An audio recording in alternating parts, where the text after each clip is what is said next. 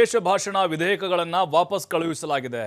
3 ಮಸೂದೆಗಳನ್ನು ವಾಪಸ್ ಕಳಿಸಿದ್ದಾರೆ ರಾಜ್ಯಪಾಲ ತಾವರ್ ಚಂದ್ ಗೆಹ್ಲೋಟ್ ಅವರು. ಮತ್ತಷ್ಟು ಸ್ಪಷ್ಟನೆಯನ್ನು ಕೋರಿದ್ದಾರೆ. ಅದರಲ್ಲಿ ಪರಿಶಿಷ್ಟ ಜಾತಿ ಒಳ ಮೀಸಲಾತಿ ಮಸೂದೆಯನ್ನು ಕೂಡ ವಾಪಸ್ ಕಳಿಸಲಾಗಿದೆ. ಸರ್ಕಾರಕ್ಕೆ ಆಗಿರುವಂಥ ಹಿನ್ನಡೆ ಅಂತ ಹೇಳ್ಬೋದಾ? ಇದನ್ನ ಖಂಡಿತವಾಗ್ಲೂ ಹೇಳಬಹುದು. ಯಾಕಂದರೆ ರಾಜ್ಯಪಾಲರಲ್ಲಿ ಅಂತಿಮವಾಗಿ ಕಾನೂನಾಗಿ ಜಾರಿ ಆಗಬೇಕು ಅಂತ ಹೇಳಿದ್ರೆ ಅವರ ಅಂಕಿತ ಬೇಕಾಗುತ್ತೆ. ಅವರಿನ್ನೂ ಕೂಡ ಇದನ್ನು ಒಪ್ಕೊಂಡಿಲ್ಲ ಅಂತ ಅರ್ಥ. ಇನ್ನು ದ್ವೇಷ ಭಾಷಣ ನಿಯಂತ್ರಣ ವಿಧೇಯಕ ಅದನ್ನು ಕೂಡ ವಾಪಸ್ ಕಳಿಸಿದ್ದಾರೆ. ಬಿಜೆಪಿಗರು ಬಹಳ ವಿರೋಧ ಮಾಡಿದ್ರು, ರಾಜ್ಯಪಾಲರಿಗೆ ದೂರನ್ನು ಕೂಡ ಕೊಟ್ಟರು. ಮತ್ತೊಂದು ವಿಧೇಯಕ ಅಂತ ಹೇಳಿದ್ರೆ ಶ್ರೀ ಚಾಮುಂಡೇಶ್ವರಿ ಕ್ಷೇತ್ರ ಅಭಿವೃದ್ಧಿ ಪ್ರಾಧಿಕಾರದ ಮಸೂದೆ. ಈ 3 ಮಸೂದೆಗಳನ್ನು ವಾಪಸ್ ಕಳಿಸಿದ್ದಾರೆ ರಾಜ್ಯಪಾಲರು.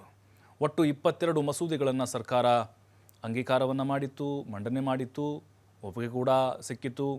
ಅದರಲ್ಲಿ 19 ಮಸೂದೆಗಳಿಗೆ ಮಾತ್ರ ಅಂಕಿತ ಹಾಕಿದ್ದಾರೆ. 3 ವಾಪಸ್ ಕಳಿಸಿದ್ದಾರೆ. ಅಂದರೆ ಮತ್ತೊಮ್ಮೆ ಅದನ್ನು ಪರಿಶೀಲಿಸಿ ಪರಾಮರ್ಶಿಸಿ ಅಂತೇಳಿ. ಅಂದರೆ ಕಂಪ್ಲೀಟಾಗಿ ರಿಜೆಕ್ಟ್ ಅಂತ ಅಲ್ಲ ಇದು. ಮತ್ತೆ ಸರ್ಕಾರ ಇದನ್ನು ವಾಪಸ್ ರಾಜ್ಯಪಾಲರ ಹತ್ರ ಕಳಿಸುತ್ತೆ. ಅದಕ್ಕೆ ಅಂಕಿತನೂ ಕೂಡ ಖಂಡಿತವಾಗ್ಲೂ ಬೀಳುವಂಥ ಸಾಧ್ಯತೆಗಳು ಇದ್ದಾವೆ. ಸಹಜವಾಗಿ ಇದು ರಾಜಕೀಯ ಕೆಸರ ಚಾಟಕ್ಕೆ ಕಾರಣ ಆಗಬಹುದು, ಅಥವಾ ನೋಡಬೇಕು ಅದನ್ನು ಯಾವ ರೀತಿಯಾಗಿ ಸರ್ಕಾರ ತೆಗೆದುಕೊಳ್ಳುತ್ತೆ ಅಂತ.